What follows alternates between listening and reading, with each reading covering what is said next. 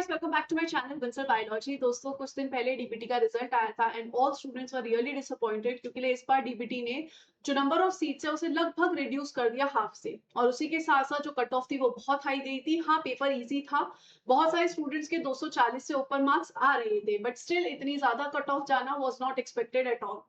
तो अब स्टूडेंट्स को ये डर है कि क्या सीएसआर नेट में भी कट ऑफ इतना ही हाई जाएगा, क्या सीएसआर नेट में भी number of students, number of seats कम हो सकती है, और अगर नंबर ऑफ सीट्स कम होती है तो क्या सेम इसी तरीके का इम्पैक्ट आएगा कि इतनी सारी कट ऑफ जो है वो बढ़ जाएगी। तो बहुत सारे स्टूडेंट्स के मन में सवाल थे, तो मुझे लगा कि मेरे को एक वीडियो बनाना चाहिए जिसमें हर एक सवाल का आपको जवाब मिल जाएगा।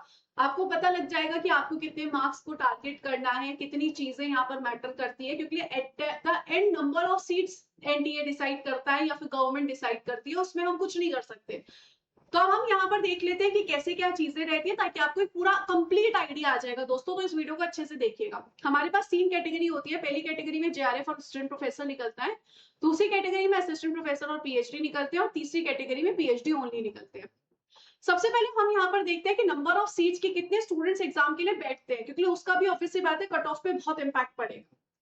अगर हम लाइफ साइंस के बारे में बात करें तो जून में जो नंबर ऑफ स्टूडेंट्स होते हैं वो कम होते हैं, और दिसंबर में जो नंबर ऑफ स्टूडेंट्स होते हैं वो ज्यादा होते हैं। लॉजिकल सी बात है, क्योंकि जून में बहुत सारे स्टूडेंट्स का मास्टर्स का फाइनल ईयर होता है, वो एग्जाम्स में बिजी होते हैं, और जून में जैसे ही एग्जाम हो जाता है फिर वो दिसंबर के लिए तैयारी करते हैं। तो इसलिए दिसंबर मंथ में ज्यादा स्टूडेंट्स बैठते हैं। सेम अभी भी जून का एग्जाम है तो जून में कम बच्चे एक्सपेक्टेड है कि बैठेंगे एज कम्पेयर टू दिसंबर। दिसंबर और जून में 6-7 हजार का फर्क होता है।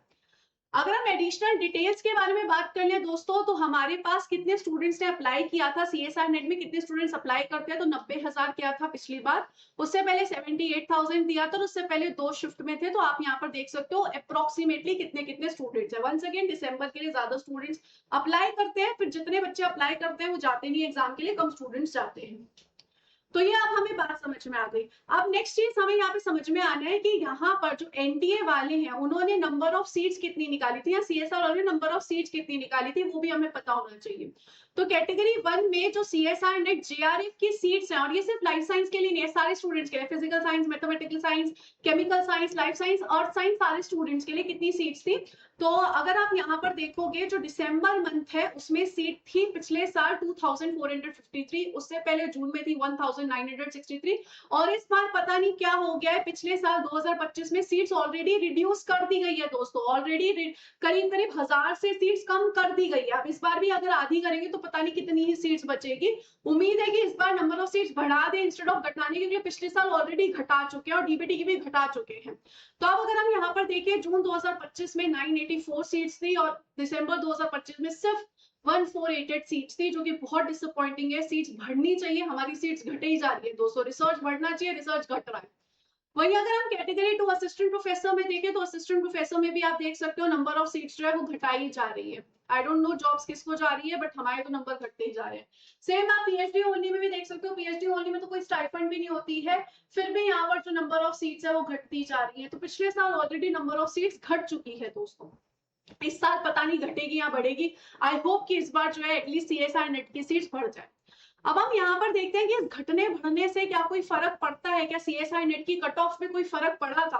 तो अगर हम यहाँ पर देखें, कैटेगरी 1 वाले जो स्टूडेंट्स होते हैं, जो जेआरएफ वाले स्टूडेंट्स होते हैं, जो जूनियर रिसर्च फेलोशिप वाले स्टूडेंट्स होते हैं, इनमें दिसंबर 2025 में जो कट ऑफ गई थी वो थी 108 मार्क्स। जून 2025 में गए थे 103 मार्क्स, और उससे पहले जो यहाँ पर कट ऑफ गई थी वो हमें पता ही नहीं लग सकती है, क्योंकि ये परसेंटाइल में यहाँ पर निकाली जाती है। तो हमें इसकी पता ही नहीं कि दिसंबर और जून 2024 में एग्जैक्टली कट ऑफ क्या गई थी। आप रेंडमली स्टूडेंट से पता लगा सकते हो, बट ऐसे पता लगाना बहुत मुश्किल है, तो वो हमें नहीं पता है। 2020 से फिर मैं पहले गई, क्योंकि उसके बाद परसेंटाइल आ गया था। तो 2019 में यहाँ पर गई थी दिसंबर में 109 मार्क्स, 2019 में जून में गई थी 105 मार्क्स, दिसंबर 2018 में गई थी 118.5 मार्क्स, जो कि एक बहुत हाई कट ऑफ है। इतनी कट ऑफ बहुत रेयरली देखी जाती है, और जून 2018 में देखी गई थी 110.5 मार्क्स।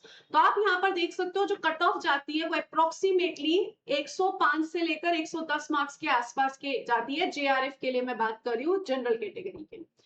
ऐसे आप एलएस वाले स्टूडेंट्स के लिए भी देख सकते हो। एलएस वाले स्टूडेंट्स के लिए यहाँ पर अनरिजर्व के लिए कितने गए थे, उसी के साथ साथ यहाँ पर कितनी गई थी 2019 और 18 में 48.60, 46.350, और ये परसेंटेज में है दोस्तों। परसेंटेज मतलब आपको 200 में से परसेंटेज में मार्क्स निकालने चाहिए। अगर 50% होते हैं तो यहाँ पे 100 मार्क्स होते हैं, यानी कि 100 से भी नीचे कट ऑफ जा रही है। 45% होते हैं तो 90 मार्क्स होते हैं, तो 90 मार्क्स से लेके 100 मार्क्स के बीच में कट ऑफ जा रही है एलएस के लिए।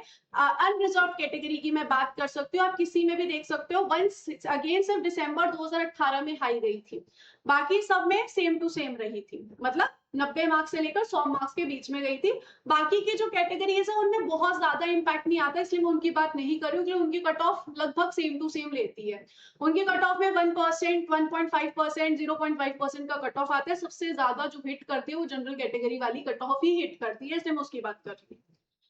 ऐसे अगर हम यहाँ पर पीएचडी ओनली वाले स्टूडेंट्स के लिए बात कर ले तो उनकी आप लास्ट 2 रैंक की कट ऑफ देख सकते हो, कि उसके पहले तो परसेंटाइल थे, तो इतनी इतनी यहाँ पे कट ऑफ गई थी।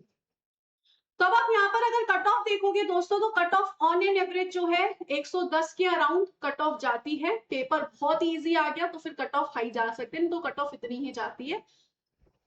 अब इस कंडीशन में अगर हम यहाँ पर देखें, दिसंबर 2025 और जून 2025 में नंबर ऑफ सीट्स बहुत ज्यादा रिड्यूस की गई थी, 984 और 1488 नंबर ऑफ सीट्स बहुत रिड्यूस की है। लेकिन नंबर ऑफ सीट्स बहुत रिड्यूस करने के बाद भी जो कट ऑफ है वो यहाँ पर 108 और 103 के आसपास गई है। और पेपर जो था वो मॉडरेट पेपर था, कुछ क्वेश्चंस डिफिकल्ट थे, कुछ क्वेश्चंस इजी थे, तो मॉडरेट पेपर था। तो इसकी वजह से यहाँ पर अब कट ऑफ गई है इतनी। तो अब सवाल ये आता है कि भाई हम कितना एक्सपेक्ट करें। अब इसमें दो चीजें और आ जाती कि पेपर इजी था या पेपर टफ था या फिर पेपर मॉडरेट था। मैंने जैसा कि कहा पिछले बार वाले जो 2 पेपर्स थे वो मॉडरेट थे, कुछ क्वेश्चंस टफ थे, कुछ क्वेश्चंस इजी थे।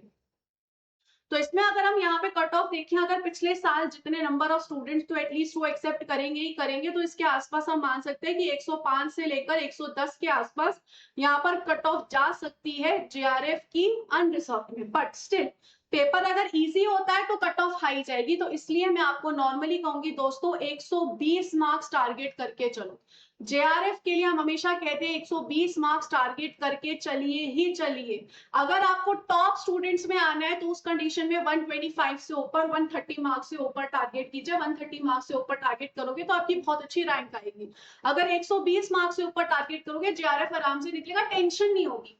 ऐसा नहीं है कि उससे कम पे नहीं निकल सकता, उस पे कम पे भी निकलेगा।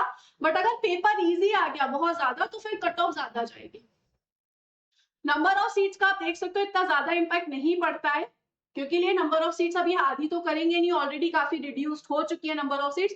और ये सारे सब्जेक्ट्स में डिवाइडेड होती है। अगर हम इसमें मान के चले अर्थ साइंस है, फिजिकल साइंस है, केमिकल साइंस है, मैथमेटिकल साइंस है, लाइफ साइंस है, तो गिन गिन आके करीब करीब 200 के आसपास सीट्स लाइफ साइंस वाले स्टूडेंट्स के लिए आती होगी जेआरएफ के लिए ऑन एन एवरेज। तो इस हिसाब से आप यहाँ पर देख सकते हो कि क्या चीजें रहती हैं। बाकी बाकी के किस तरीके से डिवाइड होता है इसका कोई एनालिसिस नहीं है कि फिजिकल साइंस को कितनी दी जाती है, केमिकल साइंस को कितनी दी जाती है। हो सकता है लाइफ साइंस वालों को थोड़ी सी ज्यादा सीट्स भी देती हो, 250-300 सीट भी देते हो, क्योंकि रैंक्स निकलती है वहां तक। तो हो सकता है कि लाइफ साइंस में ज्यादा सीट्स हो, क्योंकि लाइफ साइंस में नंबर ऑफ स्टूडेंट ज्यादा होते हैं। तो इस हिसाब से यहाँ पर ये कट ऑफ थी दोस्तों, ये सारी चीजें थी, आपको एक एनालिसिस पता चल गया। तो अगर आप इस बार टारगेट कर रहे हो तो सिंपल सी बात है, अनरिजर्व्ड में जेआरएफ के लिए 120 प्लस सोच के चलो, इतने मार्क्स आए। ईडब्ल्यूएस ओबीसी के लिए 105 से प्लस, एससी एसटी के लिए 85 प्लस, पीडब्ल्यूडी के लिए 50 प्लस, एलएस के लिए इतने प्लस कर लो, और यहाँ पर पीएचडी के लिए इतने। तो अब ये मत सोचो कि भाई नंबर ऑफ सीट्स रिड्यूस करेंगे, क्या करेंगे नहीं पता, बट आप इतने मार्क्स टारगेट करके चलो कि भाई इतने मार्क्स मेरे को आने ही चाहिए, ताकि बाद में फिर हमें दुखी नहीं होना पड़े। इसलिए मैं कहती हूँ अच्छे से क्वेश्चंस करो, एनालिसिस करो, अच्छे से चीजें करो दोस्तों। बंसल बायोलॉजी ने आपके लिए मॉक्स निकाल दिया है, मॉक सॉल्व करो, देखो उनमें कितने मार्क्स आ रहे हैं। 120 प्लस मार्क्स आ रहे हैं, बहुत बढ़िया है। उससे कम मार्क्स आ रहे हैं, उसे एनालाइज करो, प्रीवियस ईयर क्वेश्चन सॉल्व करो, टेस्ट सीरीज इस टाइम पे सॉल्व करो। और कोई ऐसा लग रहा है कि मैम मेरे कॉन्सेप्ट्स वीक है, तो रिकॉर्डेड बैच के साथ आप जुड़ सकते हो। और कोई यूनिट अगर आपको वीक लग रही है तो आप स्पेसिफिक यूनिट के साथ जुड़ सकते हो। आई होप गाइस इस वीडियो ने आपको एक अंदाजा दे दिया होगा कि किस तरीके से चीजें रहती हैं। I wish you all the very best guys, take care of yourself.